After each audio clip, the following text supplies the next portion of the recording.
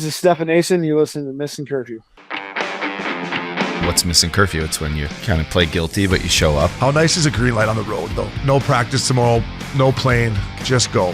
Scotty Upshaw in the clear, and he scores! Right in front, scores! A few laughs, a little bit of fun, and obviously a lot of hockey talk. You're listening to Missin Curfew. Fellas, coming to you from Hall Pass Media in Newport Beach, it's Obes and the Up Dog. Fella. That's all it is. Just like good old times. It's like the start baby. of, we had our boy Broadway, Jimmy Scoops Hayes. Look at him. Yeah. Fuck, that's a great picture of him, eh? It is, yeah. No, it's fantastic. You know, I have a picture in my room of Broadway, right by my underwear and sock drawer. It's a picture of me and I think McKenna, or maybe a picture of me and Loops or something, and then his little picture from his funeral. And I put it right there in the corner of the picture, and every day I see Jimmy. Every morning. That's good, even this morning, That's I was like, good. "Hey, Broadway, what's up, fella? That's nice. What's up, fella?" I was dealing with a bunch of shit. Hopefully you don't bend over in front of him there. Well, hopefully McKenna does. Hopefully he gets a good shot at old Mac Miller's day. He sees Mac Miller naked every day. Him and everyone else at the big club. I mean, I got the workers outside my house. My hedges have never looked so good since he moved in. It's like, geez.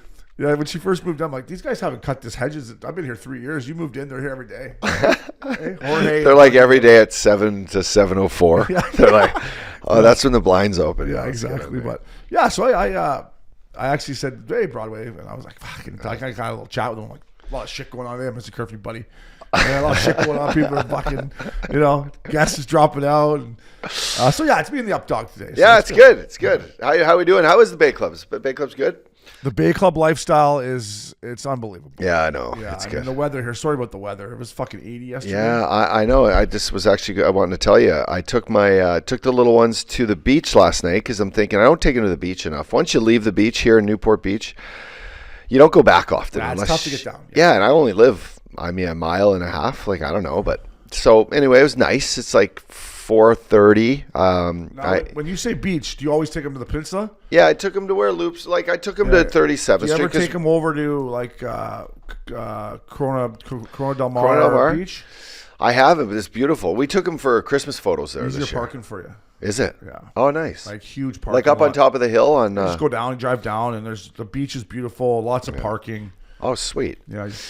They got the fire pits over there. Fire pits over there. Yeah, the parking is huge. That's the hardest part. It's a complete different game changer for just tits and ass on the peninsula so much. But anyway, not so much yesterday. No, I take the kids. There's not that. If you're looking for that, don't go there. No, I know. There's none of that. So I went down there. I parked outside. I see someone leaving Lupul's place. Right. I'm like, the Loops? Yeah, no. I was texting with him earlier. He says he's getting home late tonight. So I'm like thinking, well, who the fuck's in there? So the kids run to the beach, take their shoes off, let Ruby, my dog, just they're flying out to the water. Poke my head in, doors open. I'm like, hello? There's Krager. Oh. Krager pokes his head up. Oh, Uppy. Up Dog, what's up? I'm like, oh, I didn't know you were in town. He's like, been here 3 weeks. I said, fuck, no way. I would have hit you up, teed it up with you. Hey, got here on New Year's Eve. And so then I'm like, you got any cold beers left in here? He's like, oh, yeah. So I had a beer and, nice. hung at night. Him and Jen, obviously, right? Yeah, Jenny's there, yeah. He's been here for 3 weeks. 3 weeks. Didn't know. What does he do? Just hangs out. Fucking fixes everything at Lupul's house. He was doing doorknobs. He had taken all the patio furniture, the cushions off, washed those, and then he re-oiled the outdoor patio furniture. That Lupul's a lucky guy, eh? To have well, fuck, someone's got to take care of the house. And so, but by the way, the weather and the sunset last night was great. And then I, took the kids to Bear Flag and had a nice little, nice little early dinner. Tuna pokey. Help me out here. No, the kids like the little sea bass. My son will only eat sea bass for sea fish. Sea bass and the boys over there. Yeah, so he eats sea bass little taco. I got the blackened salmon burrito, no rice. And Christina went with a couple pieces of sushi. And I had a spicy. They make great spicy margaritas there at Bear Flag. Yeah, they do. Real I don't get the spicy one, but my girl loves a margarita, and we go there the odd time, and I'll bang one down with her. Not spicy. Nice. But Bear Flag's unbelievable. I used to go no rice in the burritos, but now I need that rice to really just bring the whole burrito together. Just really. No, it keeps all the juice in there. Yeah, without that, the juice runs down. It's a little sloppy. It gets sloppy, but I love that tuna pokey with a little chip. Ooh, Tommy sauce. Look out, fella. Yeah, if you're ever down here, check out Bear Flag. But thinking about Richie. Richie's supposed to be on the show today. Unfortunately, his beautiful daughter, Bowie. I saw Jess's Instagram last couple nights. Bowie's been sick. I guess she's really sick. They had to take her to the hospital. So I hope, obviously we're thinking about you, Rich, and Bowie feel better. And then I called Jay Swish up being like, hey, Jay Swish, fuck me in the up dog. Richie's got to take his daughter to the hospital. You want to? He's like 93-1. 93-1 Holmes. He's like, just on the way to Las Vegas. I'm heading to, he's told me what casino. Circus to Vegas or something to do whatever he's doing. Stand up. I think he's doing some kind of stand up. So 93-1, he said, on the way, on the chin, heading to Vegas. What's up, Holmes? I said, well, I wanted to see if you want to snap around me and Uppy, but drive safe. I mean, this kid he's a hard worker, man, and he's all over the map. I mean, he's a single guy that just, and drives to Vegas, drove to LA from Scottsdale. Like, he doesn't mind driving. Yeah, that's a trek. What, 6 hours from Scottsdale to Vegas? I think it's not easy. Yeah, probably. Well, actually, I did it for the, I knew I did it. I did it at the Wasted Management Open almost a year ago. I went into the Super Bowl. Yeah, but you're a sprinter van. Yeah, but it was still 5 hours. Yeah, that's a little different, though, when you're jerking off in the back. And just relaxing. Well, Matt Gell was next to me, so I wasn't doing that. I drove during the heart of COVID. When I knew COVID was a real concern. Thing, yeah. Was when they closed Big Canyon. I'm like, fuck this. I got to get out of here. So Loops and me and Matt Gell, that's when Harper died. It was a tough trip. Yeah. Harper died. Fucking, what was Rupper's dog's name? Callie had a full convulsion. I'm like, I'm going home. But anyways, 8 hours or whatever it was in that one road of just driving through the desert. Not perfect, man. Oh, they call that, what do they call that? The devil's asshole? No, that's the bunker green side at 11 at Pine Valley. No, they call it Hell's waiting room? Something like that. I felt like that. It gets hot. Oh my God. And it's just one road and you're just in the middle of the desert and you're just like, after 2 weeks of being in Scottsdale. Anyways, that was the last long road trip I ever did. When I drive to the desert 2 hours, Uppy, that's about as long as I can do. Oh wow. And I really want to go up to Yosemite. But I've been looking. Nice. Or like Zion. You got to drive, though. You got to drive, yeah. Like, the best you could do is you could fly, I guess, Fresno, but you can't. I can't get in. Like, Fresno's, I got to go to Vegas, so it's like a double stopper. But, like, I can't drive 6 hours to Yosemite. I mean, physically, my body won't hold up. Like, my back will be in one. Like, it's kind of nice. You spread the legs out, take the belt buckle off, get some pumpkin seeds and some jerky. Yeah, get some pumpkin seeds, jerky, have a little puff.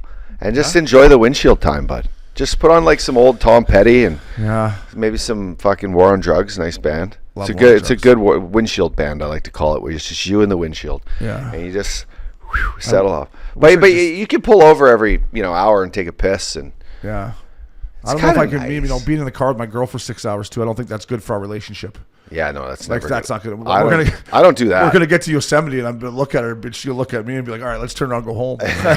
Or you go that way, I go this way. But yeah, I just do I do single trips, like by myself. Oh yeah. Like if I have to take the truck up to Colorado or something for the summer, you get that like 14 hours. You're just in one solo. Yeah. I'd rather be solo on a long trip. Would you? Would you? I don't know.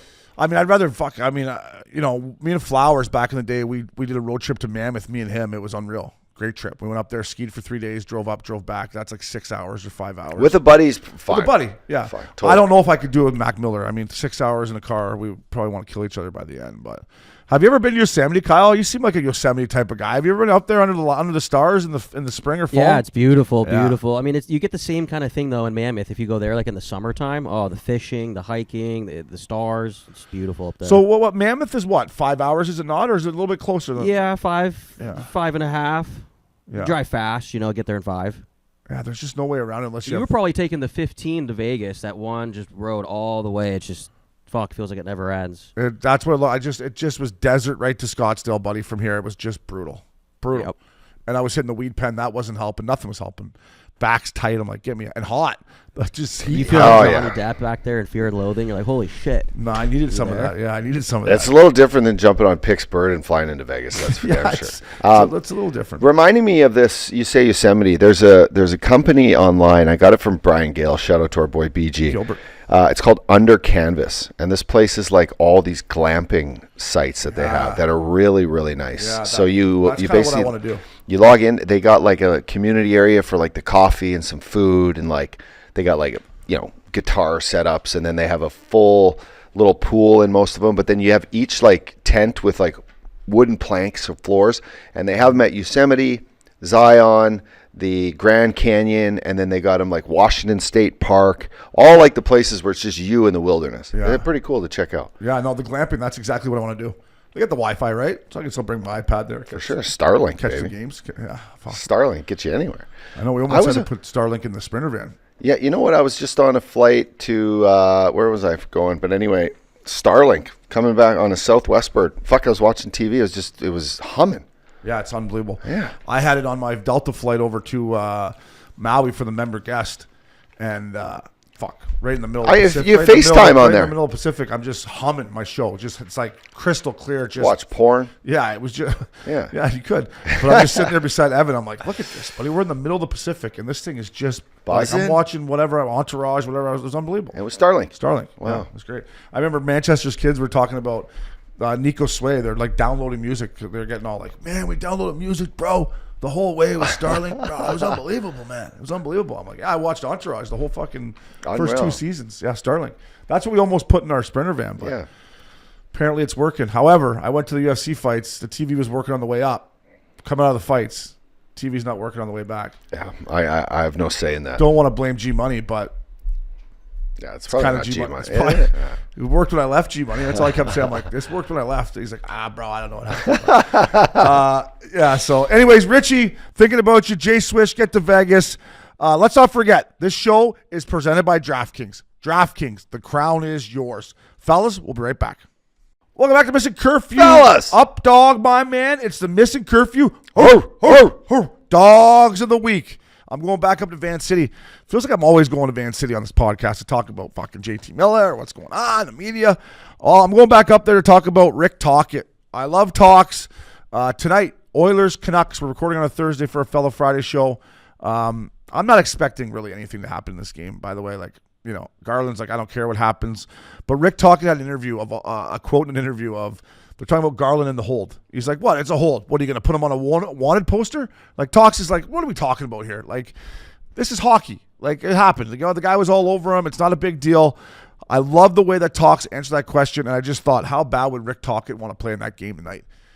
Like, even if I was Patrick Alvin, how old's the real Rocket Tocchet? Look that up, Kyle. He's 55? Yeah, he's probably 55. I'd still dress him tonight if you wanted For to. sure, I like yeah. Talks. You know what? You He's want 60. 60? Talks Fuck, 60? he's looking Yeah, good for 64 60. he's born. Talks, wow. I'd say, you know what, Talks? I don't know if this is against the CBA or whatever, but I'm dressing. You want to play? Go out there and play. And I guarantee everyone on that Edmonton Oilers team would shit their pants. I know I would if Yeah. the real Rocket Tocchet. But the way he handled it, the look in his eye, he said, we're going in there for 2 points. So, Talks, I love you. Keep it going, buddy. You're my Missin Curfew dog of the week because you're just an absolute beauty, up dog. Yeah, he would not let anyone get away with, nothing's going to happen next game. Oh, no. Right? Like, even if it was just, even if it was a harmful, like, kiss on the cheek from Connor McDavid to Garland and vice versa, there would still be, like, the hype would become a reality, right? Fast. Right away. Just let's go, get it out of the way because we both love it, and that's what the fans love, and that's what our game is about. And now it's a little different. There was a clip that I saw on social media of a Canada Cup. Talks is wearing number 92, and he's just trying to get after a guy and kill him, and the ref's holding him, and Gretzky comes by, and Gretzky's chirping, like, calling the guy a pussy for not fighting Talks. I'm like, now that's hockey. Like, look at those. Like, the real Rocket Tocchet. That guy was a fucking weapon. And I tell you what, I think I could say in the back of his mind, he's like, I wish I could lace it up tonight. I wish I could lace it up. So 100%. play hard for Talks, boys. He's my Missin Curfew dog of the week, up dog. Fella. I'm going to slide this over to my boy, Mr. Ryan Reaves, for his first fight of the year against Olivier last night. Boys, this was a heavyweight tilt. Anyone that saw it, heads up. Surprised that Revo's head wasn't still in his bucket when he took that, couple lefts. Good fight. Two good guys going at it. Two old school guys that are respected, that are tough, and that not only can fight, but are proven to be great teammates and get the job done. So, boys, that was my dog of the night, dog of the week, right, Revo? Fucking nice to see you getting in there, fella. That was a heavyweight tilt, and we talk about how the game's changed here, but that was two big boys going at it. But the fight goes off in every social media stream, from Missin Curfew to whatever other fucking Instagram, they're all showing the fight. So there's still room for that. Like, hell yeah. It's just like, for those two guys to square off. Austin Matthews obviously loved it. Austin would have liked to see the Toronto crowd get a little more into it. I agree with him. However, they did lose 5-1 at home to Columbus. But if the best player on the team says that, I think the fans should take notice that they want some more energy Yeah, in there. the captain. Yeah. And for me, Revo, like, listen, he went into Montreal. We talked about that earlier in the week. Comes out here, his first fight of the year. That was Olivier's 10th fight of the year. And from a guy who used to chuck him a little bit, like, the more fights you're in, obviously it's like anything, right? The more you practice anything, the more you practice your chipping, you're going to be better. The more fights you're in, the better you are. To me, when the fight started, first of all, Olivier is his strength. Nobody really does that to Revo. But Revo kind of missed his grab and kind of, was fumble fucking. I just think he was a little rusty. So to those young guys out there, give Revo a couple more fights, right? Get in there and fight him, right? There's not many guys out there, but if there's 10 guys that fought Olivier, there should be a few more guys lined up to fight Revo because he wants to fight. He enjoys it, and he needs to stay active. Yeah. Got to stay active. That's a good point you make. Like, for the golfer that plays once a month, yeah, you suck. Your chipping's not there. Your putting's off. You're not getting enough guy time. For Revo, yeah, you're right. Like, as much as you play, you don't have that sort of like that little extra. Just your grabs are off, your balance totally. is off. And I'm no crazy fighter by no means. I've been in maybe 5 tilts in the show, but I'm thinking Revo now has got that back where he's like, I'm not letting this be my only one. Oh no! Right? No, him and Wi-Fi are going to go whenever they play again. That's going to be a good tilt. Heads up for that. Yeah, and I just think these young kids who are coming in the league, go Revo. He's been in the league for fucking almost 1,000 games. I mean, you got to step up. You're not gonna get the heavyweight tilt right away, but ask him. Like Rempe, anytime Rempe plays the Leafs, he should not leave that game without fighting Revo. And I'm going to get to Rempe. I'm going to get this guy with Bat Blue, but he should fight him every time. McDermott should fight Revo every time. Like, unless they don't want to. Unless they fought already once during the season, they're like, you know what, we already went. But if Revo wants it, I'm saying Revo's earned. Got it. He should have more than one fight in January, almost February here. Like, come on, the guy wants to fight. Give him a fight. Totally. Like, he gave lots of guys fights throughout his 900 some games. He deserves it back. But you got to stay sharp. Totally. Stay sharp. Speaking of staying sharp, listen, Columbus Blue Jackets, who probably nobody talks enough about, and I want to talk about Dean Evison, who he could have been our dog of the week too, but. Like I said, I watched a little bit of that game last night when I was watching. I watched Jersey and Boston the whole game, and when it was intermission, I flipped over. Columbus didn't have Monahan and somebody else. Fantelli had a hat trick. They're number 1 wildcard spot right now. That Zach Werenski's having an unbelievable year, but the way these Blue Jackets play, and I haven't watched them play a lot, but you can just tell that Dean Evison is rubbed off on this team, and I just want to give this guy the credit he deserves. Going in there. Obviously, with the terrible tragedy to Johnny Hockey and Matty Gaudreau at the start of the year, I hope they would rally around it up, dog, and I think they fucking have. And Dean Evison, he's got to be in the talk right now for Jack Adams. And this guy behind the bench, he's got that look on his face, like someone just shitting his shoe.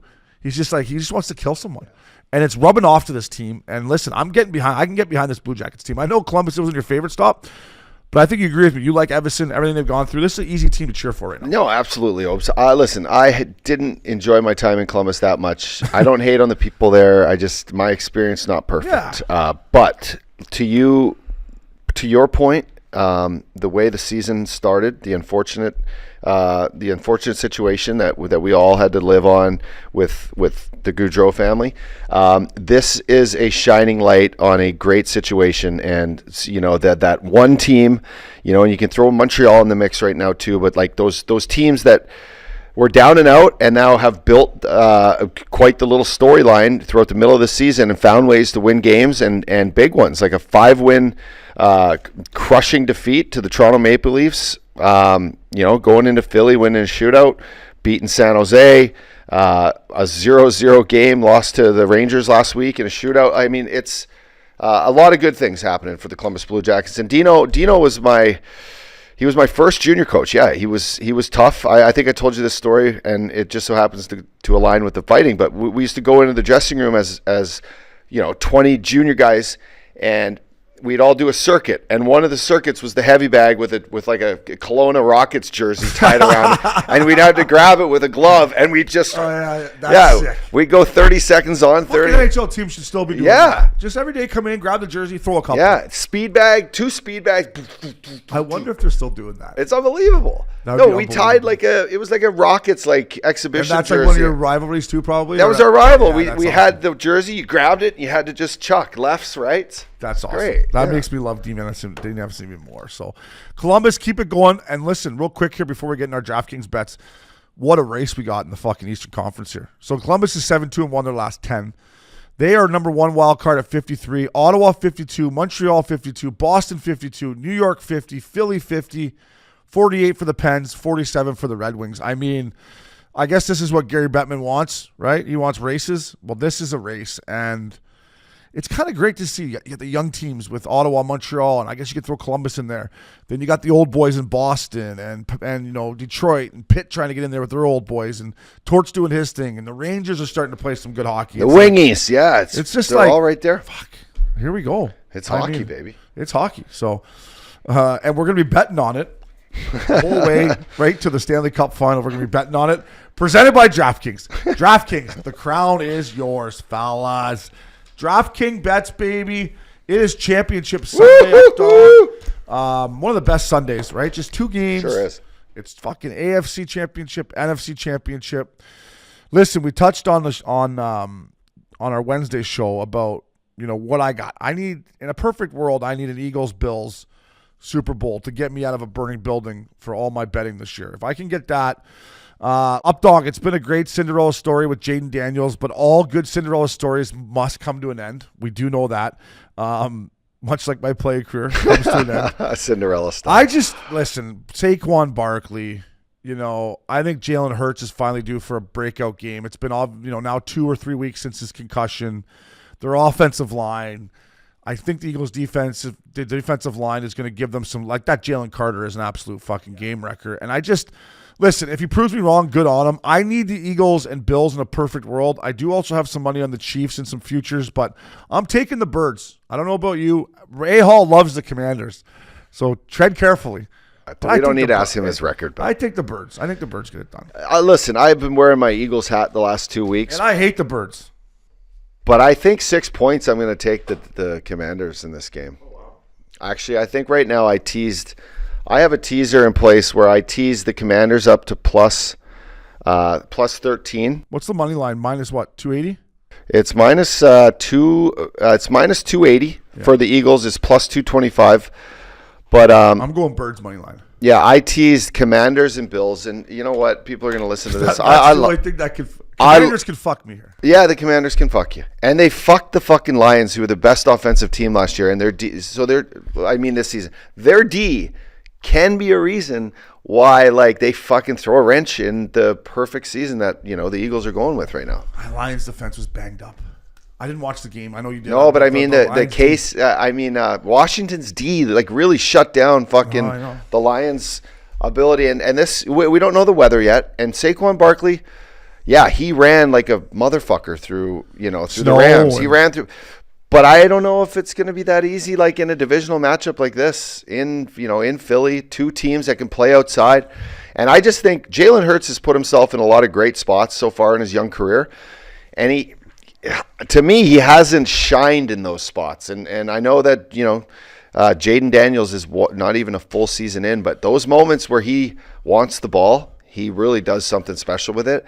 I just think he steps up and keeps this game close, and I'm taking the points for that reason. When's he going to just show that he's a rookie, though, right? He eventually here, right? We only have 2 games left in the season to show that he's going to be a rookie, but I just think late in the game, he's going to try to force one and be a big pick. I think probably the 6 points is probably a good bet. I'm going to go Birds money line. Yeah. And listen, I hate the coach. I hate the coach. And Flowers pisses me off. He posted something last weekend after their win with Loops' girl in their jacket. I'm like, see, Flowers, that's why I hate the Birds. You make me hate him don't let him be the reason why. He's one of the big reasons. Him and their coach are one of the big reasons. Okay, so Updog's taking – he's an Eagles fan, but he's taking the Commanders, getting the points. I like that. Chiefs and Bills. I'm not going to touch this one because if the Chiefs win, I got the Chiefs at plus 330 to win the AFC. So I'm just going to sit back and watch this one. And if the Commanders beat the Eagles, if the Commanders beat the Eagles, I'm going to hammer the Chiefs because it takes my parlay out of it, right? If the Commanders beat the Eagles, my Eagles-Bills parlay is over. So I'm going to go full force on the Chiefs, big time. Big time. You know what I'm saying? Does that make sense? Well, yeah, but because the Commanders fuck up my Bills-Eagles parlay to get to the Super Bowl. So then then all my money's left. All I got left is my Chiefs. So this is. I know we talked about this, but there's a way you should do this. You should, if the Commanders beat your Eagles. You hurt my head last time. I know. I'll keep it simple, and I need Kyle. Kyle. Kyle, I need your help. If the Commanders win, they fucking ruin Obi's wrench in his in the parlay that he has. Not the parlay. Yep. So if he takes right now the Commanders to win the Super Bowl, okay, and they put a wrench in it. But that's not a guarantee. Well, the best thing I could do is take the Commanders to win the NFC. No, but So if they can carry on. So listen, but this is what you're saying. So the Commanders money line is plus 245. Yeah, but for them to win the Super Bowl is plus 800. That's what you take. I know, but that doesn't save me I need something to save me from if they beat the Eagles this week, I need something to save me. Just because they beat the Eagles doesn't mean they're going to win the Super Bowl. No, but if KC gets in, you're win-win. So I could go Commanders money line plus 245 to head because if it's Bills Eagles, I win 14 G's. So how would I hedge that to Commanders? Like I have to put a lot of money on the Commanders. Yeah, no, I think you put at least $500 for them to win the Super Bowl for $4,000. They ain't winning the Super Bowl. Well, I know, but then if KC, if say the Commanders do get in, if Yeah. they don't, you lose $500. Big deal. You have Philly already in. You need one more game, but you're already in the money because Bills win. So you're saying if I take the Commanders to win the Super Bowl and it's Chiefs Commanders, either way I'm winning something. Either way, and if the Eagles win, you're automatically winning too because the Chiefs and the Bills give you a win too. If the Bills win, you get a chance. You get that $14,000, right? Well, then I need the Bills to beat the Chiefs. Yeah, but if the Chiefs win, you get $3,000. So Yes. you're good. Yeah, So that's the plays. You take Washington as a Super Bowl champ to have a little more skin in the game. to have a little more skin in the game, and then if your Chiefs lose and it's Bills Washington, you should do a Bills bet because you already got a chance to win the $4,000 on the. That's I don't know. I think it's a good smart play. He's got to be tickling the infield, Kyle. Did you guys get all that back there?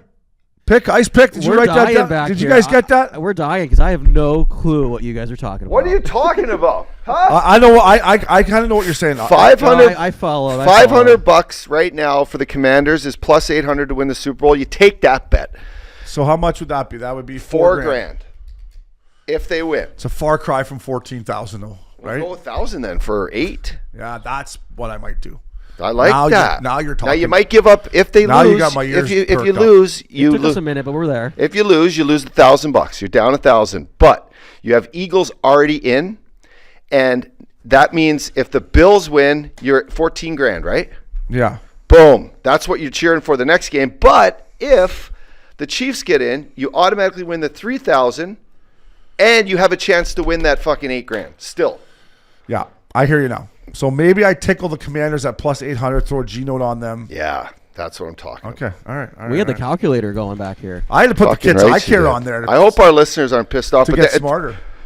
If I didn't suck at speaking English sometimes, this would make a lot of sense. But I think it's a great bet. Hey, these guys have been listening to you for 4 years. I'm sure they can understand you So, now. but let me just make sure that I'm giving you the right line on the Super Bowl. Yeah, it's plus 800. Oh, then that's a great play. Yeah, last time I saw it on DraftKings, it was plus 800. You can double check if you want, but that's the last time I saw it heading into That's the a great play. championship weekend.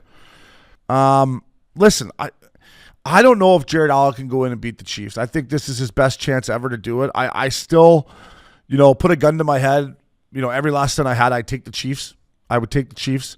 But I would love to see a Bills Eagles, not only for my wallet, but that just would be a great, two great fan bases of just mutants in different ways, right? Like you'd have the Eagles and like how many fights would be at that Super Bowl? Oh, yeah. New Orleans, get the police force out because they're going to be just chucking them. That's just two of maybe the. Hey, Kyle, would you say, and you and Ice Pick, is that the two best fan base in the NFL? Like the Chiefs and Bills when you think of just beauty savages that just get drunk and do stupid Yeah, shit? and the Eagles Eagles probably. too. They'll kill you. Maybe Packers. Raiders are Packers nuts. fans seem a little more classy though, right? Like they're Wisconsin, like good people. They get drunk, though. They eat cheese drunk. and burger or dogs. They eat the Wisco dogs. They do, yeah. So listen, Commanders plus 750. Oh, it went down a little bit. Fucking people are onto us right now. They must be They listening. must be listening to Missin Curfew. The Bills Mafia, when they break those tables, that's hard to beat. We're going there next year. I'm going through one of those fucking tables. We'll saw a little Yeah. table. Well, don't worry. You won't have to saw too much of it to get my fat ass through it. But all right, Up Dog. I appreciate your insight. Enjoy the NFL Championship weekend on Sunday. It's one of my favorite days of the year. I like it almost better than the Super Bowl, to be honest with you. I do. Just It's always good games. It's always cold weather. Fans like home field advantage. Fucking let's go here. So, sticking with DraftKings, up dog. Let's move on to our DraftKings Lock of the night. I'm on a 2-game skid here. I took the Leafs to beat the Canadiens. We all know the Canadiens are up 3-0. They came storming back. I'm 11-4 on the year. Updog had Ovi in the Caps. That's a big win. He's 8-5. Richardson's 4-3, so probably a good time for him a week off here. And Jay Swish is 7-1. The Utah Hockey Club beat the Blues. Updog, go ahead while I calculate exactly what our record is for the squad here. Who you like, fella, in your line? You know what? You made a point that the Florida Panthers been out in the West Coast. I know we had Reinhardt on last week. He's been fucking playing great. We talked a little bit about their LA trip, all right? They went in, beat the Ducks Monday, have a tough loss against a tough LA team at home last night, and now they got 2 days off to mix it up in Hollywood, and they're going into San Jose. And a Saturday night game in San Jose, Florida Panthers. I'm going to take the Florida Panthers, fella. Last game of the year, last game of their trip. Expect them to come out, lay just a beat down on the old San Jose Sharks. Yeah, listen, good game last night. The Kings, I caught the third period. Just two pretty good checking teams. The Kings can't score. Like, I heard somebody say that he thinks if the Oilers-Kings play again, the Kings could beat them. They can't score. And they're not going to – they've already proven the last 3 fucking years you're not going to keep McDavid and Draisaitl off the score sheet. So if you can't keep up, they play good defensive hockey. I will give them that. But eventually you got to score. So Updaw's got Matty Tkachuk and the Cats up in San Jose. I'm going to take Matty's brother. I'm going to take the Battle of Ontario. I'm going to take Brady Tkachuk and the Ottawa Senators at home on Hockey Night in Canada against the Toronto Maple Leafs. The Leafs stuck it to me last week, Updog.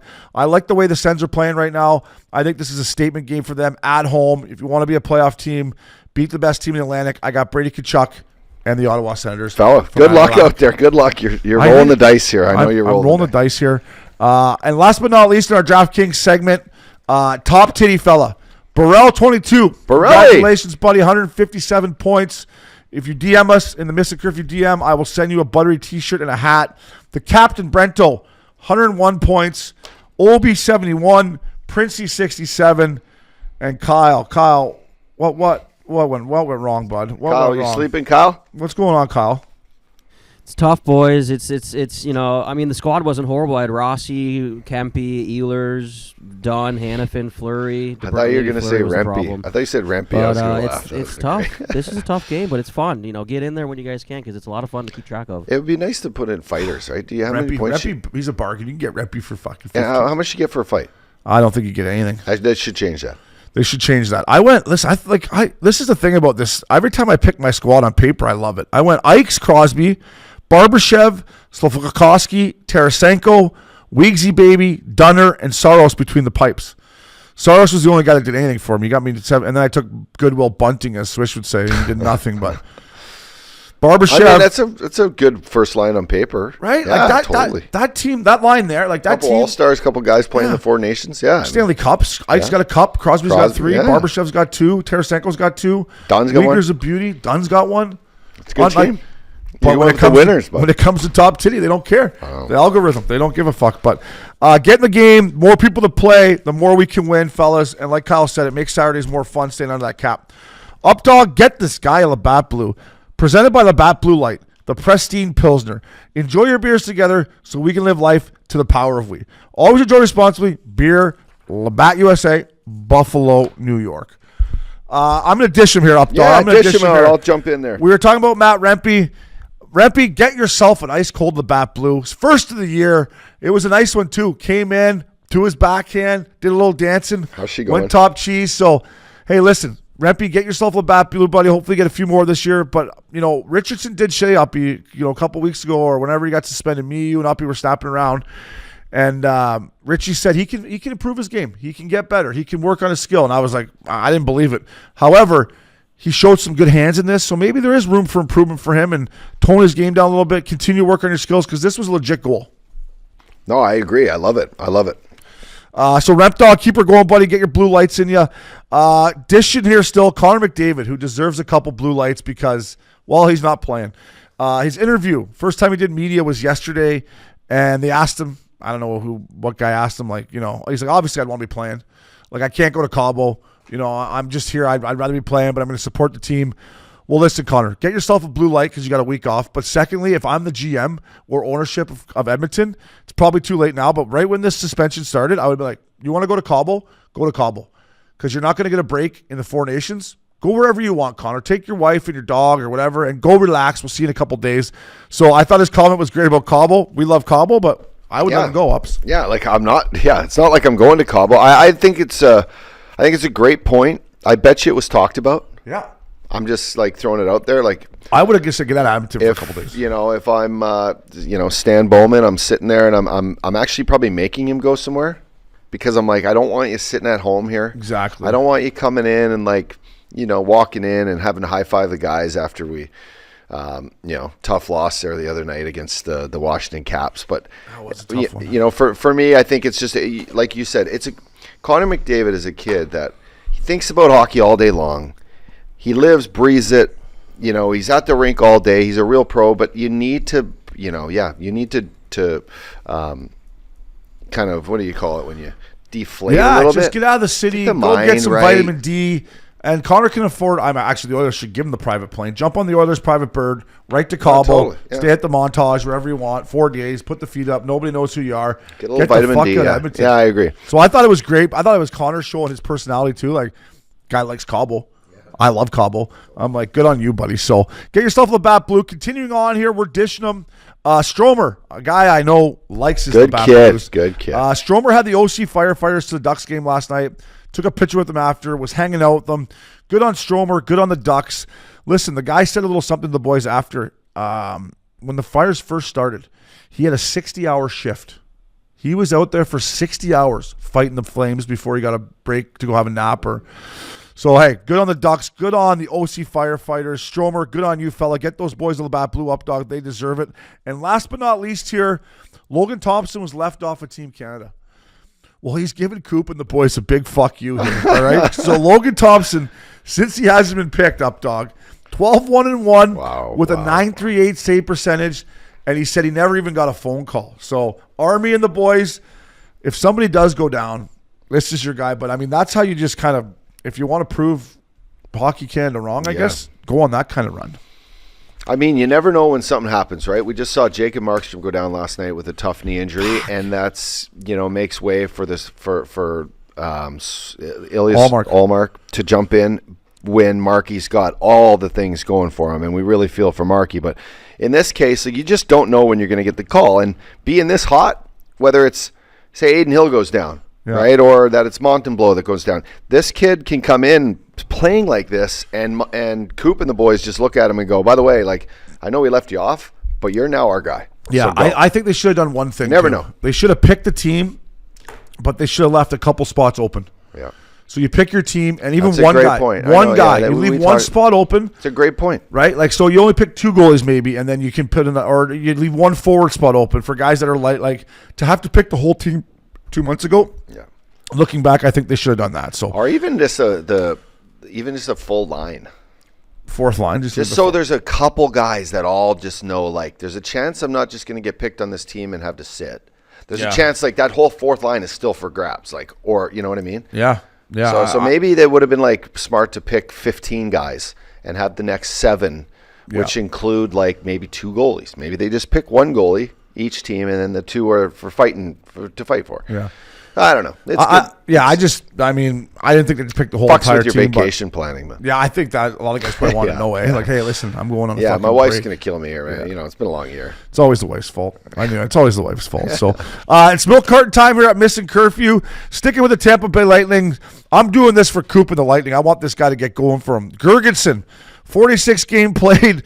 These are O'Brien stats. 0 goals, 2 assists. I wouldn't have been a -5 though, but no goals in 46 games.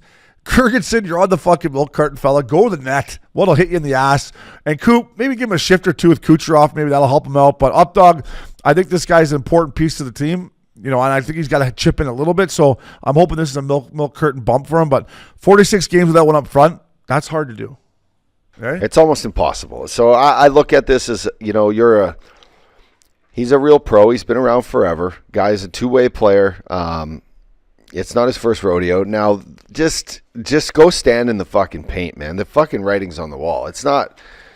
There's no secret sauce to this, to getting out of slumps like this. Throwing your stick in the garbage or jerking off in the bathroom before the game or whatever the case may be. Like, come on, bud. Never tried that. I should have tried that. Just get fucking ready to rock.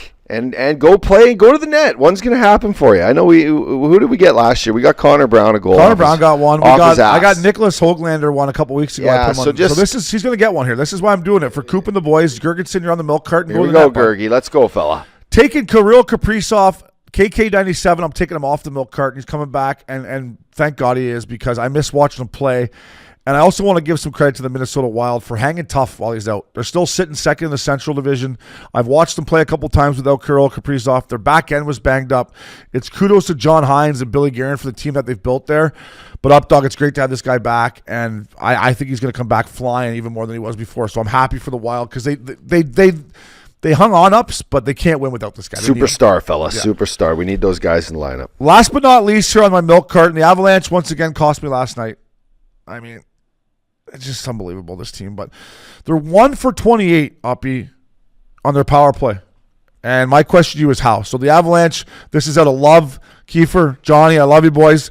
I love Altitude TV. I'm putting the Avalanche power play in the milk carton because they got to get going. But Updog, with all that talent, how they missed, you know who they do miss? Valerie Nichushkin in front of the net. But 1 for 28, that's tough to do with that much talent.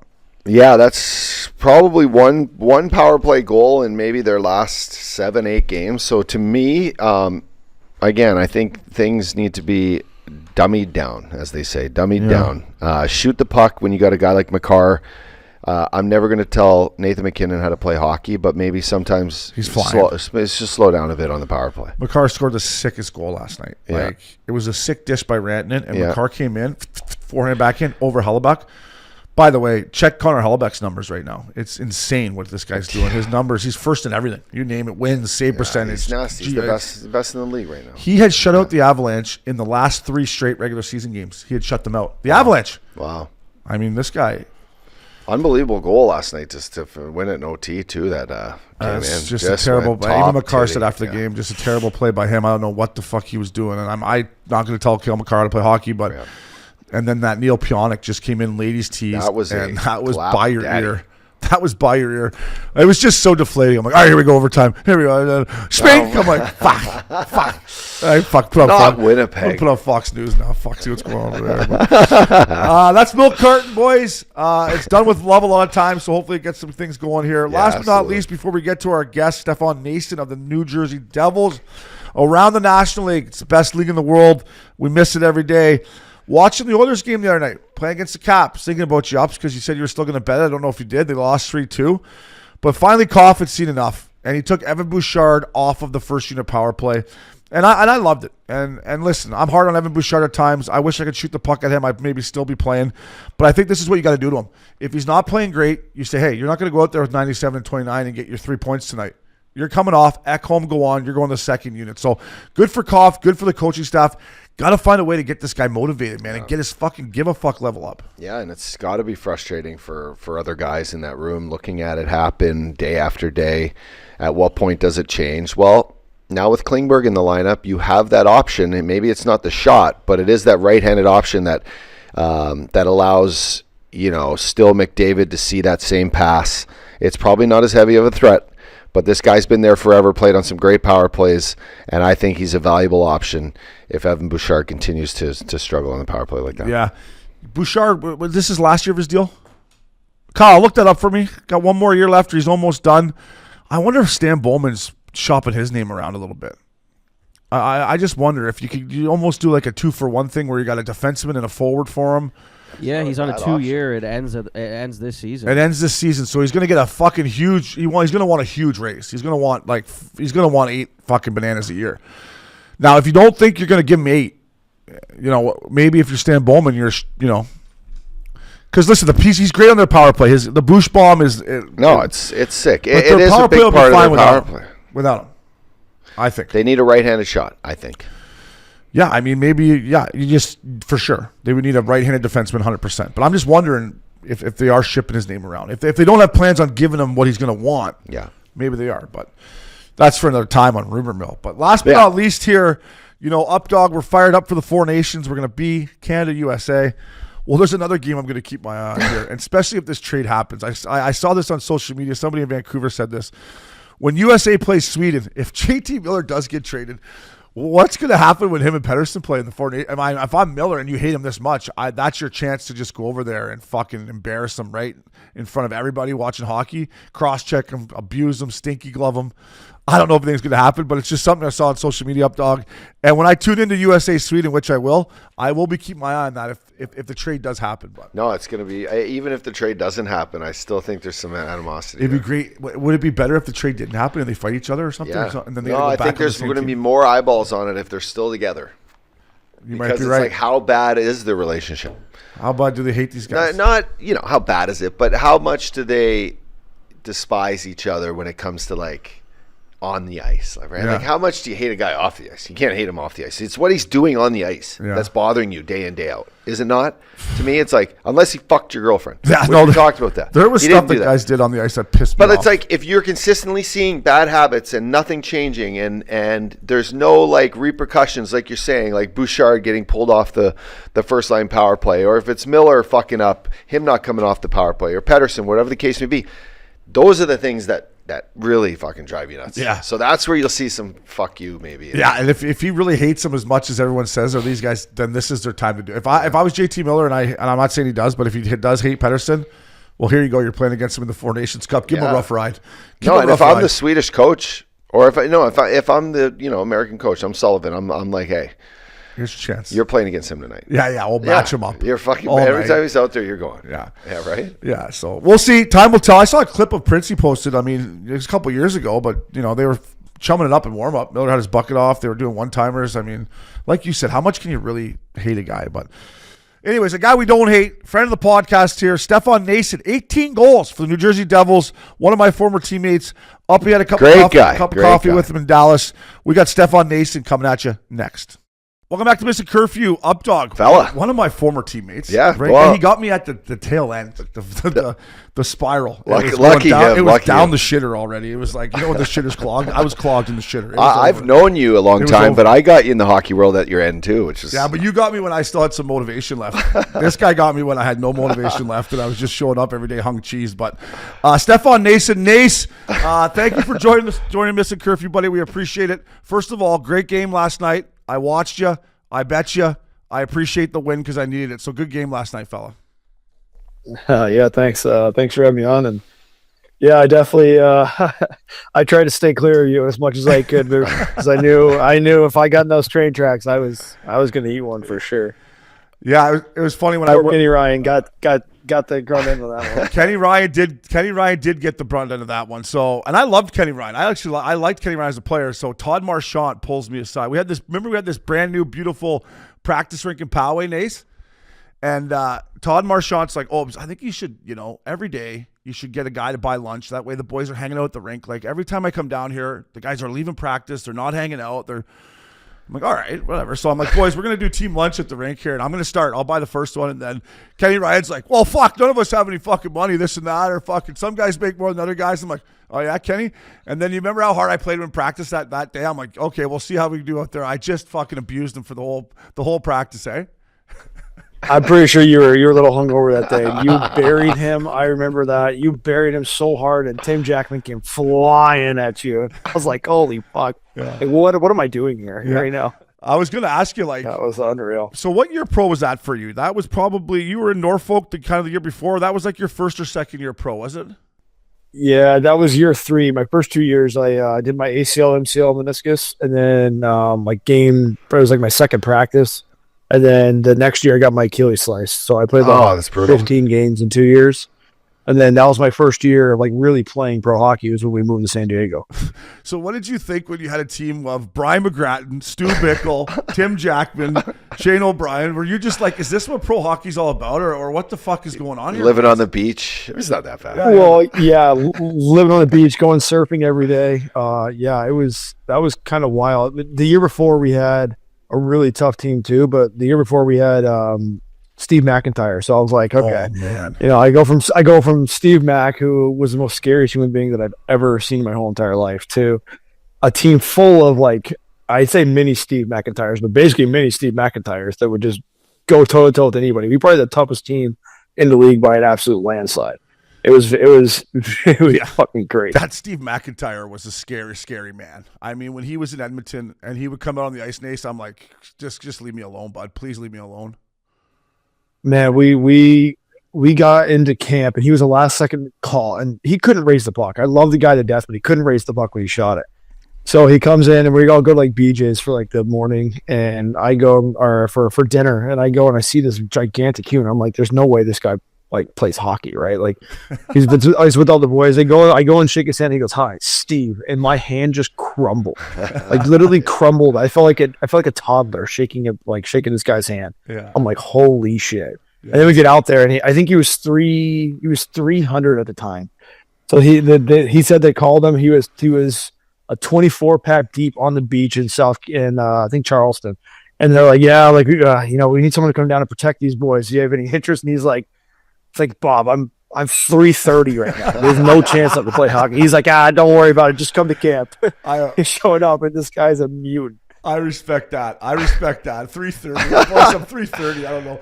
Hey, it happens. One year, my second year pro, Nace, the lockout year, there were so many tough guys in the league that we hired we signed this bouncer from a bar in Chicago, Lee Jacobson. Came in, we signed him 3/4 way through the season. The guy was working the front door of a bar. Next thing you know, he's playing on our team. I love Lee Jacobson, but he was a horrendous player. Like we could like push him out there and get in a fight and get off the ice. Hey, Nace, though, your first couple of years, you have to appreciate being on like a tough team where, all the other guys, they relax a little bit. Because then you're a young guy. You're like, fuck, I got some room out here because I do have 6 guys. Like in Milwaukee, we had that Rydas Ivanis, Jeremy Leblonsky. We always had like Paul Brown, Tutu. Yeah. We had a tough team. And for a guy, your first round pick, you don't want to come into like the O'Briens of the world just trying to fucking take your head off right away. It's important, I think, for teams like, so Bob Murray's no dummy. Like, he puts together a fucking solid group of tough guys to protect his young players. Because why do you want, like, a bunch of good young players? You need to have some toughness for these kids. For sure.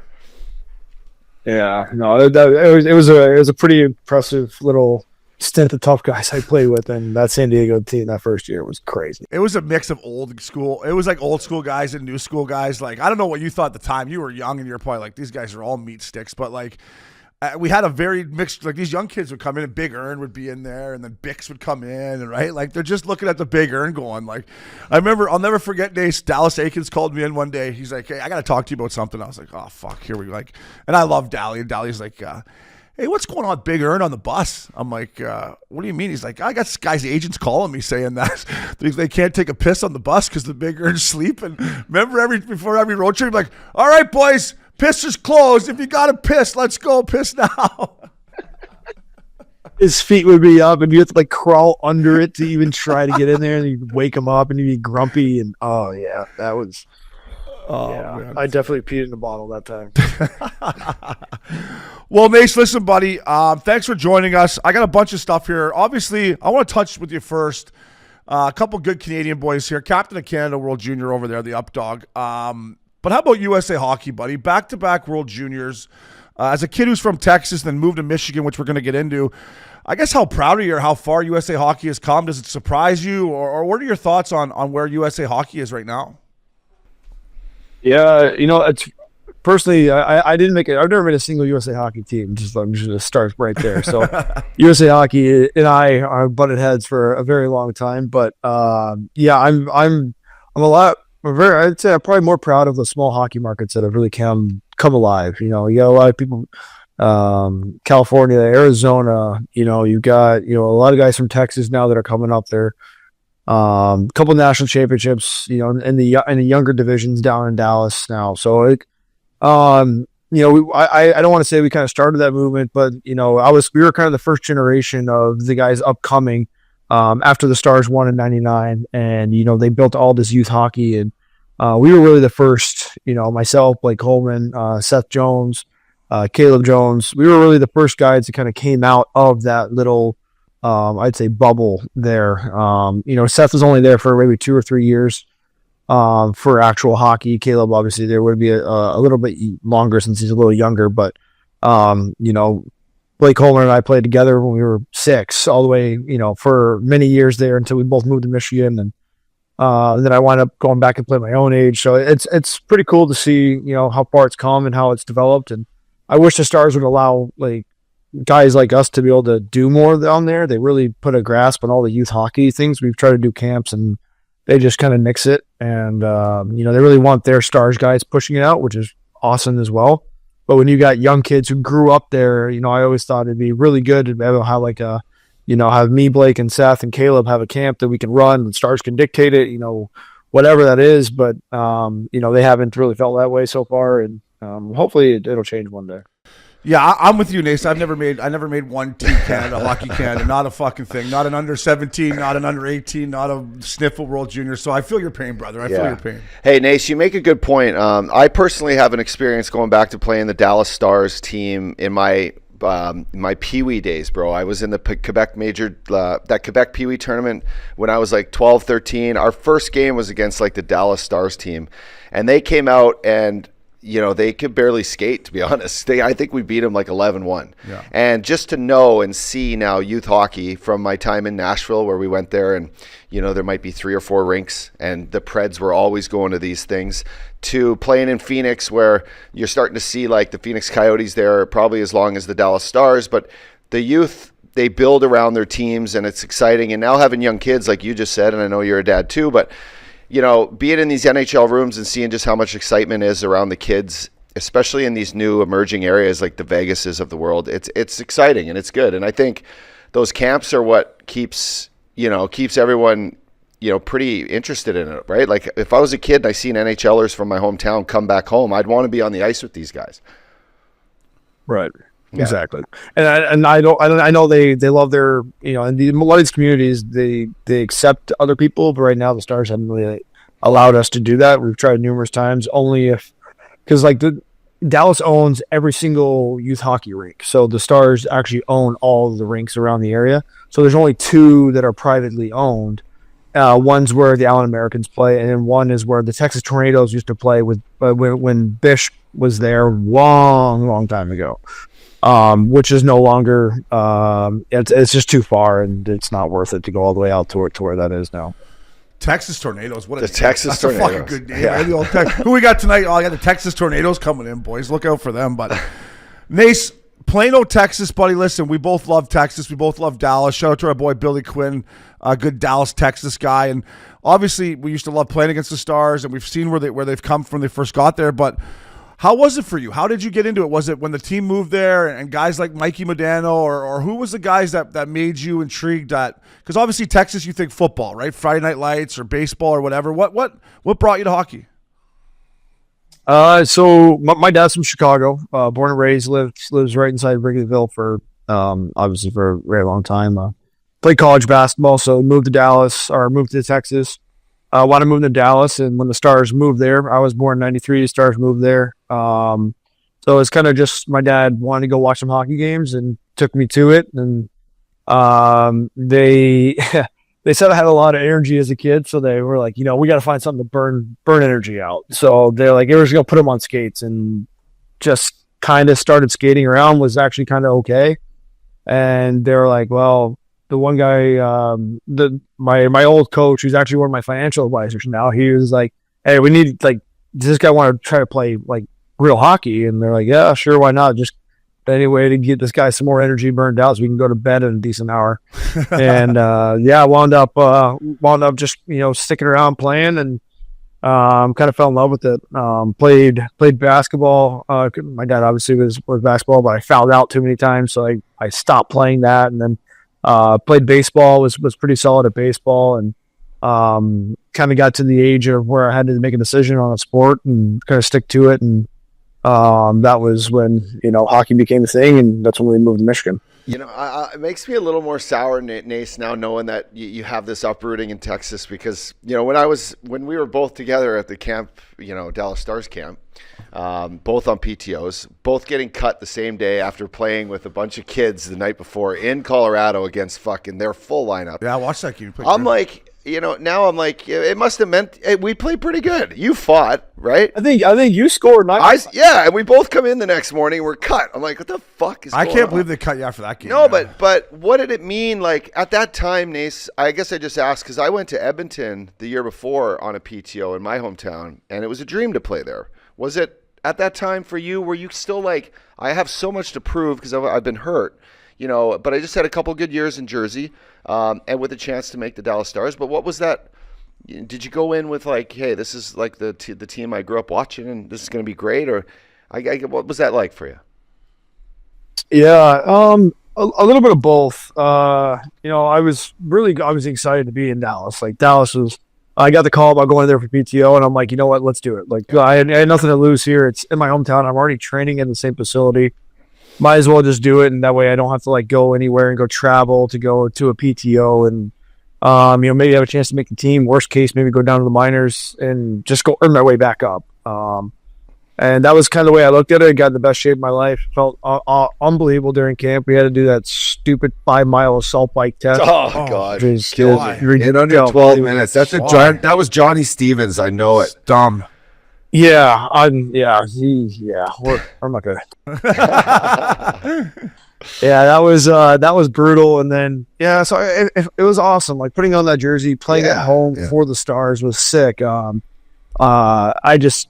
It was one of those things that I kind of knew going into it that like it didn't matter how good we did. I think we were just gonna be a body on the ice. Totally, bud. But then also not getting a chance to even go down to the minors is what actually really made me the most angry. I actually said something recently. I said something to them. I was like, "Why did you guys not even try to sign?" Like, I was still young, like younger at the time. I just came off with two pretty good years. You gave me like no shot. You just said, "All right, see you, have fun." And like I almost went to Russia. Like I was literally about to be on a flight to Russia in like 24 hours, and I called somebody. I called my old junior coach from Plymouth, and was able to give me a contract in Wilkes-Barre, and that was the only way that I was able to make it back. Yeah, well, it's crazy. Yeah. Well, we all know that people running these teams aren't always the smartest guys, right? No, I'm not we saying know Jim that. Dill's not a bad GM; he's a good GM. But I'm just saying, like a lot of guys that make decisions are like they make mistakes. There's a lot of mistakes made. We need Doge to come in there. There's a lot of mistakes.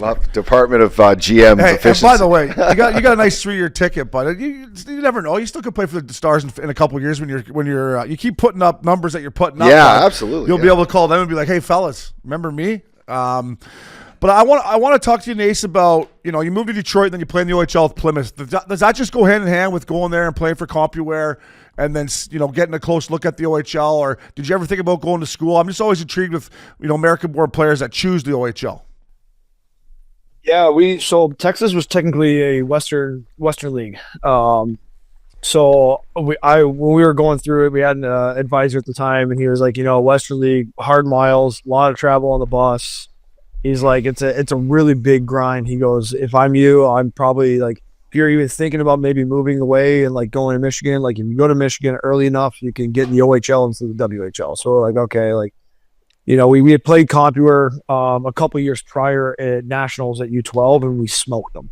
And we used to go play like in the tournaments, like in the summers, like select tournaments. And basically a couple of my buddies now my buddies, but they were like on that team with us, and we're like, you got to come play for us. I'm like, I'm not moving to Michigan to go play hockey. Like, I'm not doing it. Yeah. And then the next year, same thing happened, and they're like, you got to come play for us. I'm like, now let's just go look at it. You might as well.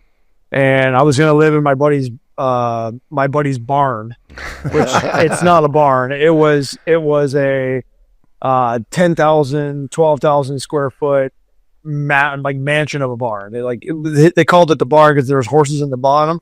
But then, like, the middle level was, like, just this amazing, like, taxidermies everywhere, like, hunting, games. And then, like, there's, like, 15 bedrooms on top of it. And you're just like, this is not a barn. Like, this is a house. And so I wound up moving and going to play for CompuWare. And then their coach, Mike Bellucci, for the Whalers, was kind of recruiting me and would come out practice and would always do like little drills with us around the net, and as you guys know, that's kind of where I did my living. And bread and butter, kind of saw something and was like, wow, like that's like this guy's pretty good. And so I was like, all right, let's I love to play for Plymouth, but I also really want to go to school. Like my parents wanted me to go to school, so like I was committed to Miami, Ohio at the time. Nice. And I went for another visit to Miami, and I was about to sign my letter of intent or whatever that is, and they're like, you know what, we want to see you play 1 year in the USHL. And I'm like, if you guys don't make me like sign me here right now, I'm going to the OHL. And they're like, well, we need to see you play 1 year of like juniors before we do it. And I'm like, well, fuck you guys. And I went the other way, and best decision I ever made. You know, it's the style of hockey that the OHL provides is, you know, was at the time a lot better for me. You know, I'm not the skilled, flashy guy. I'm the guy to go get it in the corner and, you know, spear you in the face and laugh while I do it. You know, that's my style. That's not the USA hockey way. That's not the, you know, college way. And so that was pretty much the reason. Yeah, I don't think listeners, maybe most listeners don't understand this, but you know, there's a lot of tough decisions you got to kind of stand by with, like just your family and maybe like a representative of some sort. But to me, you know, the U.S., whether it's like baseball or college, you're just picking like your high school, and then you're picking like your academy, and then you pick your college. In hockey, you're kind of like fucking thrown into the jungle a little bit to be like, well, I got to go this way, but then it's 4 years, or in your case, you know, prove to us a year moving away. It's tricky. I don't think a lot of stress. It's not like that, but when we were coming up, you had to decide right then and there, like OHL, WHL, or college. Like you have no choice. It's like you got to decide right now. For like a 14, 15-year-old. Yeah, crazy. Yeah. Anyway. Nace, I will say one thing about Miami of Ohio, though. We did a rookie party there 1 year when I was in Cincinnati. It's like hot chicks? 3-1 girls to guys there. I went to the campus there. It was like all chicks were like, and like, we were in the American League. I think I was making $50,000, but as you know, at college, they thought we'd let these guys. That's $5 million in college. Yeah. We're like, hey, you want a pitcher of beer? They're like, oh yeah, no problem. It was unbelievable. But Nace, you talk about your game, buddy. And when I played in San Diego, one thing I've noticed right away was your hands. You had great hands around the net, and you'd like to go there. But you're drafted 21st overall to the Sens. You get traded to the Ducks. Listen, this guy's a first rounder, 6th overall. I was 8th rounder, 250th overall. So I had to grind my way up there. You had to do that also. So how hard was it for you, or has it built character for you that after you were such a high pick that it didn't work out and you had to grind your way to get to where you are now? Do you think that's helped you with character looking back now that you're finally where you want to be, that it could have been maybe a good thing the way it unfolded for you? Yeah, you know, there's no easy roads. You know, there's definitely some people that get the old silver spoon treatment. Yeah. And I actually think it's kind of a detriment sometimes, and depends on the character, depends on how the person can handle themselves and adapt. But you know, going through the grind, going through the bus rides, and going through where you got to put the money in the cup in order to get food that night, you know, just stuff like that, and getting, you know, line brawls, and just like going through that whole entire thing is, I just think it's so viable for young guys to understand the way of the world, man. Like, you know, nothing comes easy. It's always about how hard you work. And you know, I see a couple guys on our team just in general that, you know, they never had that. We have like, I think 6 silver spooners in our team, and I'm like, man, you guys have no idea sometimes the grind you got to go through. Like, you guys get the PJs, you guys get the fillets on the, like, I'm eating a soggy saw, but just trying to get something in my body in order to like play a 3-3 the next couple nights, you know. Like, that's definitely a lost art. And it was hard. It was you know, you go from, you know, getting hurt, getting traded, getting hurt, you know, then playing with you know, learning that way. And I will say the one thing about San Diego and Daly especially, man, like, a lot of his, you know, sometimes his X's and O's didn't really, I wasn't a massive fan of, but a lot of stuff in his day-to-days that he really instilled on the boys, that he would go through with all of us and like talk about the process, and like, you know, that still resonates to me today. You know, live your life day by day. You know, don't worry about tomorrow. Whatever happened yesterday, learn from it, but like, you can't let that affect whatever your day is today. And then, you know, whatever happens tomorrow is out of your control. So I still take a lot of that to this day. You know, I live my life day by day, just because of that reason. And I think it helps a lot with hockey. You know, you forget about all the bullshit that's already gone on. Like, we had this big skid that we've been kind of going down lately, and, you know, probably, my headspace is probably the best it's ever been going down this kind of skid. And I never expected that at all. But it's all part, man, it's all part of the process. Like, can't win every single game. It's literally impossible to win every single game in the league. Yeah, and I agree. I agree with what you said about Dallas Eakins. He's one of the best communicators that I ever witnessed. And talk about two different guys at the end of the spectrum, right? You're a first rounder coming in. I'm an old washed up defenseman, but the way he communicated to you and got your message to you, he did the same way to me. Like in a completely different way, mind you. But that's what made Dallas Eakins such a good coach, is that he knew how to talk to Scotty Upshaw or Nace or Obes. And I still text Dally this day and ask him for advice or what he's thinking. He's over in Germany right now. Like, he's a great man, huh? He's a great man.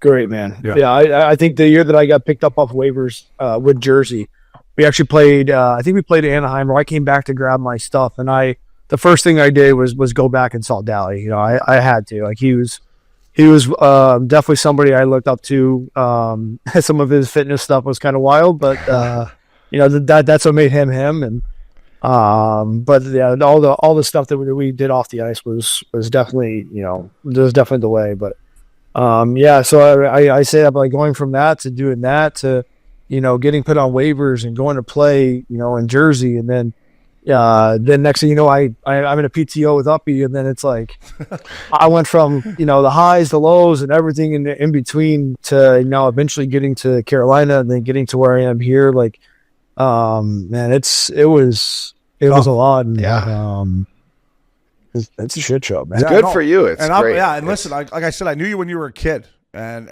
I followed you because I play with you, and I've seen what you went through. And I remember Uppy being on a PTO with you, and you're out of the league, then you're back in the league, and obviously go to Carolina, have some good years, and then get rewarded. I'm proud of you, man. I'm happy for you because, like you said, a lot of guys it's given to, or it's an easier route. But I wanted to ask you just to follow up on that, like. Did you have to change your game, or did you just finally get an opportunity where, you went to Jersey and then you had to go back on a PTO and then you finally come to Carolina and you got your opportunity? Or throughout those ups and downs, Nace, did you have to change your game a little bit? Did you find out stuff that maybe you wouldn't have found out if you didn't have that hard of a road? I don't think that I've changed much in my game, to be honest with you. I think it's more of an opportunity I've gotten.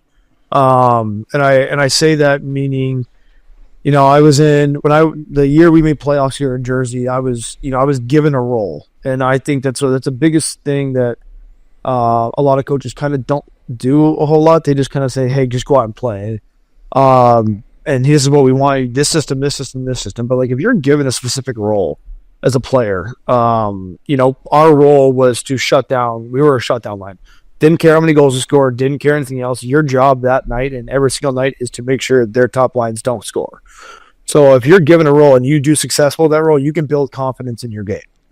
I'm a 1,000,000% believer in that. I think that's the biggest thing possible. But in doing that, you play hard, you do certain things. And, the next year I got hurt, and then I went back to the minors, and I got a chance to go play in the power play, where I played my whole entire career was a net front power play that I never got a chance to play. And then that helped me build confidence in that. And then I played really well in Wilkes-Barre, got called up to Pittsburgh, was on the power play for Pittsburgh for 6 games with, and Crosby and all those guys were out. It's like, I'm sitting here in the net front watching Gino and these guys snap the puck around. And I'm like, what am I doing here right now? This is crazy. And then, going to, I got a call that year. I think I got picked up on our waivers to, San Jose, and same thing. It was on the power play there. I was able to play a little bit there, and then just slowly got my game back and got, feeling like I had been. The reason why I was drafted where I was, I don't think anybody gets drafted that high in the first round, second round, or that high in general if you don't have some sort of game that, like, makes you be successful. It's just finding out how you can use that and getting the opportunities, man. I am a massive believer in where you are drafted and how you are developed into your role. And people just get drafted because they're highly touted people. But if you have a coach that doesn't like you, you're never going to make it. 100%. You're never going to be the player that you're supposed to be. You're never going to be the way that they develop you.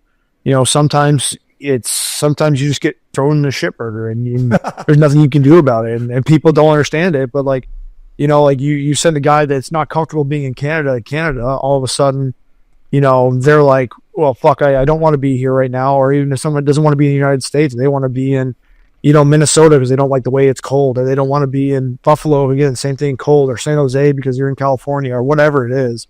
You get put in a situation that you don't feel comfortable in. Sometimes, you just see these players that are so highly touted, they just drop off a cliff because of whatever reasons that you can't really help them with.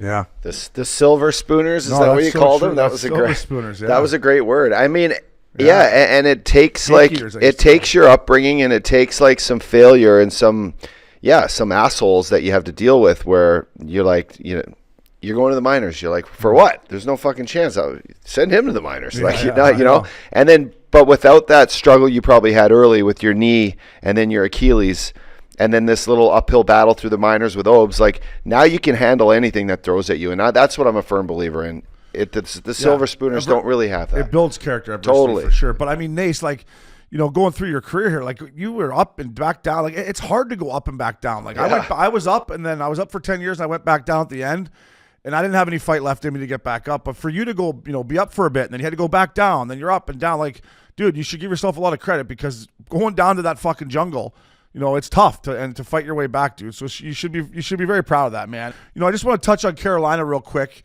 before we get into Jersey and all the good things you're doing there. But loved playing you in Carolina. I had you boys a couple years, to go win a Stanley Cup. If it wasn't for Shesterkin that one year, you guys might have. He played unbelievable. But what was it like playing for Rod the Bod? And what did you learn playing on those good teams that you've brought to New Jersey and the dressing room in Jersey? Yeah, Roddy's, man, that guy's he's an amazing human. He is the most jacked 50-year-old that I have ever seen in my whole entire life, too. This guy is a workhorse. Every morning he's in there, and he has the same routines, like pull-ups, bench press, all with weight vests on. It's like, it's just the craziest, it's the craziest thing ever. And he's in there getting his sweat on, he got his headphones in, doing his thing, riding the bike, and then goes and does the meetings, does all that. Like, I learned a lot in Carolina. I learned a lot of things that the way that we played that system was there was so much skating involved, and it was never like you never stood still. It was just go, go, go, go, go. And he was a huge believer in you make them make the mistakes by you working and pressure in the puck, pressure all the time. Because when you got people pressuring you all over, like you may not get hit all the time, but having that pressure, man, that sucks. Like high flips, they lead the league in high flips every single year. And how hard is it for you to go back and get a fair catch with three guys barreling down? It's the worst.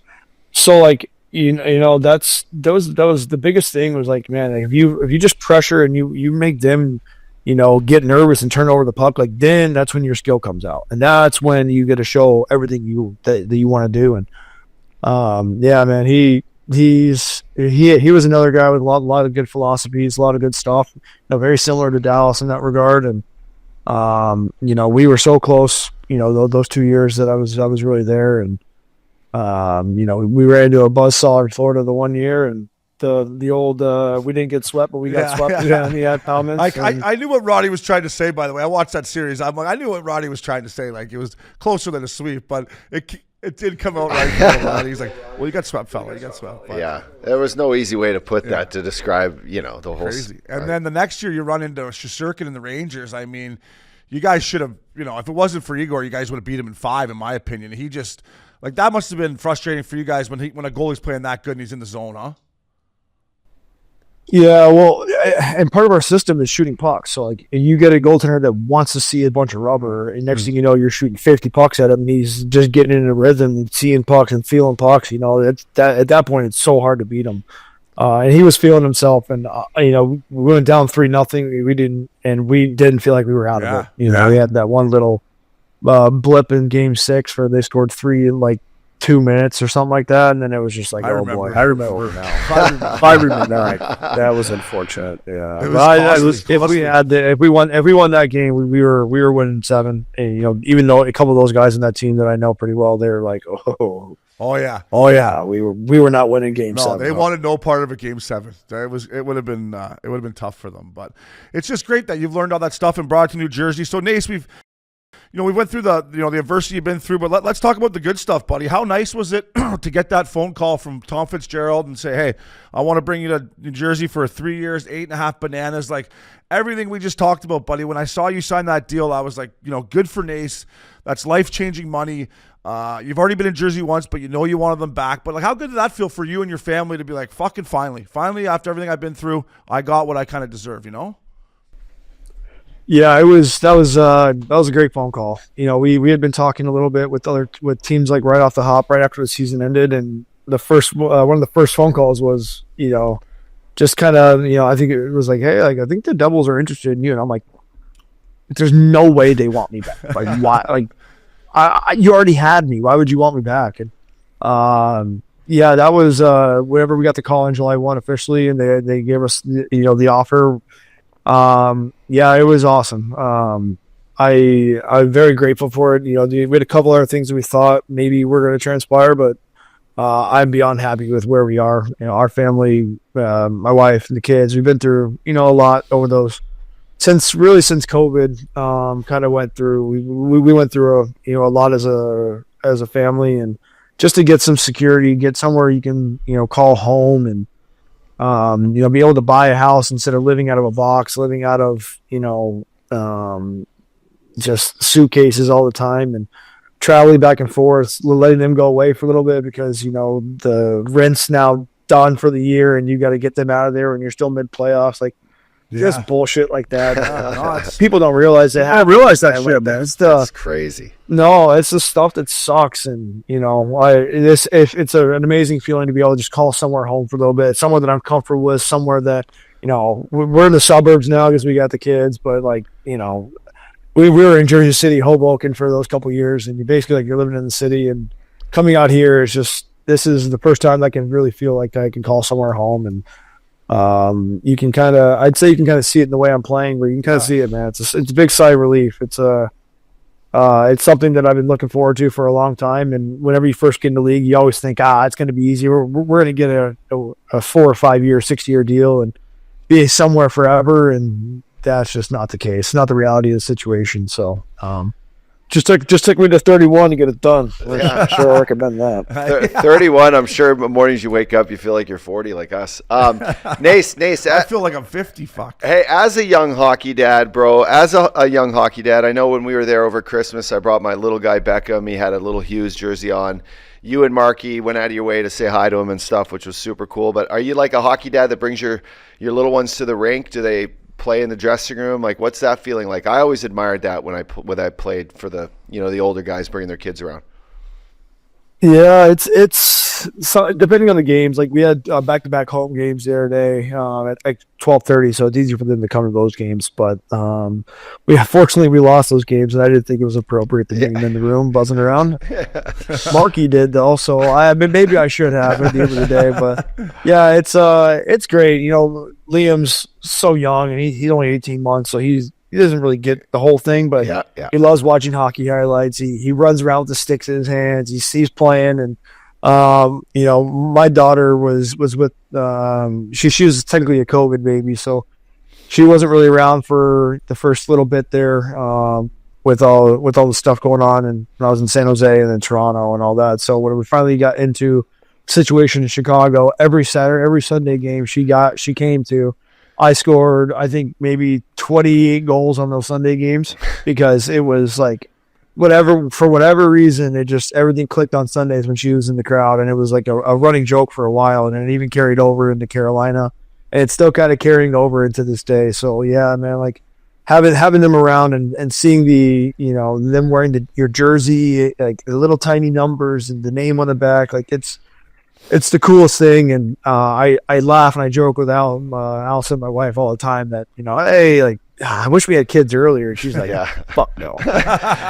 She says fuck no, but you'd be like, to have kids. Yeah, you'd be like, I'd have 200 goals already, babe. Like, what are you talking about? Yeah, right, exactly. We went into this house a long time ago. Yeah, she's our good luck charm. That's great. That's great. Yeah, it's awesome. I know now with you having some, I'm sure that you probably wish you could be playing and they can see the same thing and yeah. When he plays alumni games, he acts like he's still playing. Yeah, I wouldn't turn down the way he puts everything he can out there. Yeah, I wouldn't turn down the way I played in the NHL for my relationship status, but I wish I played a little more alumni games so they could be around. Yeah, I was gonna say it's nice to have your kids in the dressing room, but you had some good other stuff. You had some good other stuff. But Nate's got a couple more. We'll let you go, buddy. I appreciate you taking the time. Listen, me and Updog talk a lot about going to net. Guys in the NHL, just go to the fucking net. You've done a great job all year of doing that and throughout your whole career. You got your 18th last night. You're playing great. You fit in great with this team. I guess I just want to know, what are the expectations for the Devils? You've played on some good teams in Carolina. Do you put this team up to your teams in Carolina? Like, when I look at the Eastern Conference, when I watch you guys play, to me, you look as good as anybody. Yeah, man. We definitely were rolling there for a little bit. Obviously hit a little bit of a struggle, and I think it's just a lot of it's finding our identity and making sure that we stay with it. And this league, it's hard to win, and like you gotta bring your A game every single night, and you gotta play a consistent way. And I think we're learning how to be a consistent team.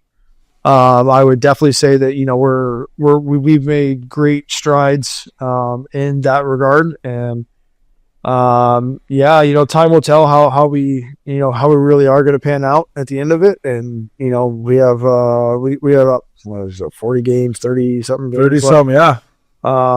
This is this is crunch time. This is the time where some guys call it the dog days. Some guys call it the days where you start planning all your trips after the season or whatever you want to call it. But yeah, these are the days that really bring you out as a team and make you come out the other side. And finding ways to get yourself up for games is sometimes can be hard. And I think the best teams that do that right now are the teams that used to go far at the end. So yeah, the expectations is to get back in playoffs, and then I think once we get in playoffs, each series creates its own challenges, and I think we can play with anybody. I think we can beat anybody. Marky's has been kicking really well, and same with Jaker when he gets in the net. And yeah, man, our team is very dynamic, and once we play a little bit more direct and a little more straightforward, we're really hard to beat.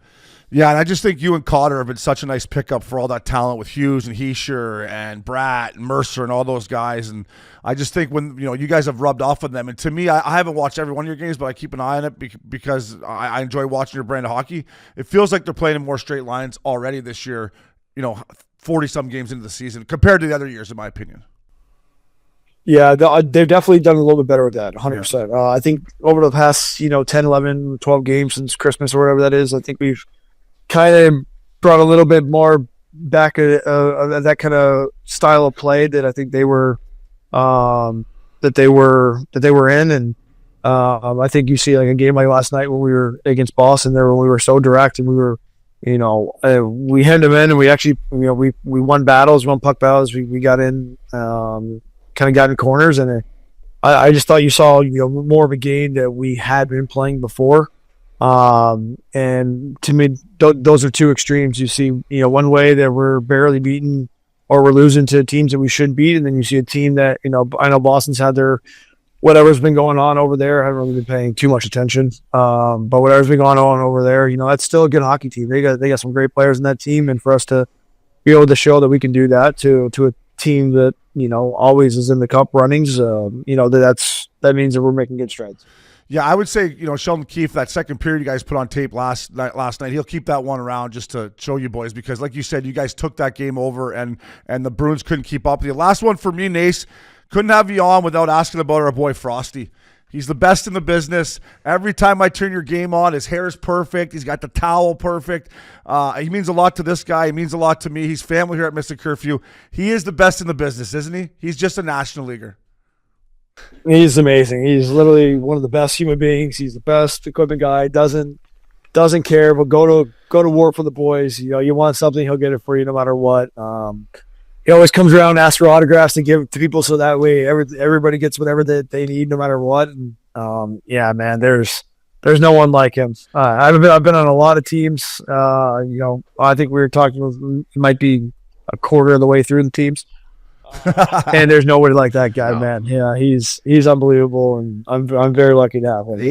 There should be a new title for him, like just Fucking equipment man. beauty. No, He's a like fucking director of everything, Director of professional, hockey, director locker room of operations. yeah, director of vibe, Yeah. director of professionalism. He's just a man. You know, Nace, you'll know this as you leave the game one day, not anytime soon, but Frosty will remember everything, man, from your birthday to your kids' names, to what bands you like, to like, you know, the show you seen with them back when you were 22 in Nashville. It's awesome. Yeah, the guy has a big heart. the man. I wanted to ask you just one time before I let you go. Just, you know, you play with these two brothers, and the dynamic there, I'm sure, is special to see, but the Hughes brothers. And I'd just like to ask you about Jack, because my little niece loves him. My niece Grace, she's like 16. Well, she's not 16. You love him too. I love him too. But what is it about him that you've seen now inside the dressing room that he carries himself? Like, he's a stud. Everyone loves him. But the way he plays the game, the way he carries himself, and just that dynamic between like him and his brother and that family. Like, what is it about him that just makes him go? Man, you know what? I truthfully think he wants to be the best. And you know, you definitely can see at times that he does a little too much because he wants to be the best. He wants to be the man. He wants to be able to do that. And sometimes that's detrimental, and sometimes you see the greatness of it, right? So for him, finding those spots, to me, is what's going to make him take that next step, and will help us be a cup contender for years to come. But that dynamic with those two together it's kind of funny. Like, it's your big brother protecting your little brother. Your little brother says something dumb, and we're like, "What are you doing?" And he's over there being like, "Yeah, don't worry, Luke, I got you, buddy." We're like, "No, like, you can't. No, we are taking care of this. You stay over there." Yeah. Like stuff like that, which it's fun. It's I would be so intrigued to see how they were just on totally different teams. To see the kind of player that Luke is, to see the kind of player Jack is without him. I know he was already without him for a little bit there, but as Jack matures in that regard, but obviously we will never see that day because, Luke is actually he's turning into somebody I'm very, very intrigued to see the way that his, development progresses, man. That guy can skate. He's so good. He's got such a good stick. Yeah. He thinks he's Quinn on offense, so sometimes you're sitting there, you're like, just simple, shoot the puck, just shoot it, baby. That will come, I promise you. But it's so fun. You got two dynamic players that are, that they come from the same bloodline. It's a very interesting thing. Never thought I would ever see something like that a day of my life, and it's a lot of fun, man. Yeah, they're awesome. Well, Nace, buddy, we appreciate it. We took more of your time than we said we would, so we appreciate it, Felia. But we're pulling for you. We're pulling for the Devils. We love Frosty, buddy, and I'm happy where your career's ended up, and you deserve it, buddy, because you've been through a lot. But thank you for taking the time and joining us at Missin Curfew, Nace. Well, thanks, boys. I appreciate it. I'm very when you guys first did this, I was like, and I know Jimmy was there as well, and I was like, these are three boys. I'm like, this is going to be amazing. You guys did a great job, so I'm very happy for you guys, and keep killing it. All right, thanks, Nace. Welcome back to Missin Curfew. Up dog, thanks to Nace. Great story of perseverance, is that the right word? And just going through the ups and downs and injuries and, being the 21st pick overall, whatever, 23rd overall, and going to the jungle a bunch and going on a PTO, and now he's making 2.75, scoring 18, living in Jersey. It's a good story. No, it's great. And one thing I think fans can take, hopefully listeners can take from this interview is just how non-traditional some guys' stories are and careers are, and this is definitely one of them. From tough injuries to being a first-round pick to growing up in a small town in Texas, moving halfway across the country to play and get an opportunity to play hockey, and to now to being on a great team with a chance to win a Stanley Cup and to be a big part of that team. I think he's a massive part of the team. As you go on in your career, like, you feel like you're a big part of a team when a team brings you in for a 3-year deal, when you're an older guy, when you got young, good American players that look up to you. And Tom Fitzgerald probably seen that. I think Sheldon Keefe probably seen it as well when he was in Carolina playing against Nace. So a great story, and he's a good friend of the pod. a good friend of our old boy Jimmy Scoops Hazy too as well. So we appreciate him coming on. Yeah, it was great. He gave you a little taste of the not finer things, the uglier side of the NHL. Like when he said about your lease running out, you're in the playoffs still, and you're in the American League, and you got to get out. I can't imagine having kids and doing that. And then everything he's been through, he's like, I never made anything in USA hockey, so he's got that chip. You can see he's got some chips on his shoulder, and now he's playing great. So, Nace, thank you for taking the time. Updog, thank you as always. Kyle Conway, Max Ice Pickup, Hall Pass Media, thank you. That was Missin Curfew. Fellas.